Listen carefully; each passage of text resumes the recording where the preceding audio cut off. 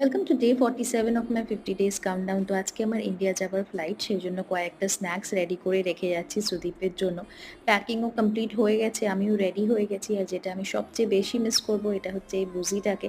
ও বুঝতে পেরেছে, সেটা চুপ করে কোলে বসে আছে, আদর খাচ্ছে, না হলে এইভাবে আমাকে ওকে ধরতে দেয় না। এখন বাজছে রাত্রি 11টা আর আমি প্রায় এয়ারপোর্টের কাছাকাছি পৌঁছে গেছি। এটা হচ্ছে টার্মিনাল 3, যেখান থেকে আমার ফ্লাইট ছাড়বে। এখান থেকে শুধু এমিরেটসেরই ফ্লাইট ছাড়ে আর আমি এমিরেটসে ট্রাভেল করছি। তো এখান থেকে কলকাতা যাওয়ার এমিরেটসের জন্য দুটো ফ্লাইট আছে, একটা দুপুরবেলা ছাড়ে আর একটা ভোরবেলা, যেটা আমি এখন নেব। আর এটা কলকাতা গিয়ে পৌঁছবে সকাল 8:30 নাগাদ। চেক ইন কমপ্লিট করার পরে আমি চলে এসেছি লাউঞ্জে, যেখানে আমি করবো ডিনার। আর এখানে এখন ফ্লাইটের সময় আছে, সেজন্য আমি এখানে বসবো কিছুক্ষণ। তারপরে ফ্লাইট বোর্ড করলাম আর ভোরবেলা এই দিয়ে দিয়েছে ফ্লাইটে ব্রেকফাস্ট। ঘুমিয়ে পড়েছিলাম কিছুক্ষণের জন্য, চোখ খুলে দেখি এই কলকাতা পৌঁছেই গেছি। ফ্লাইট থেকে নেমে ইমিগ্রেশন কমপ্লিট করলাম, তারপরে চলে এসেছি এখানে লাগেজ কালেকশনের জন্য। এখানে লাগেজ নিয়ে এবার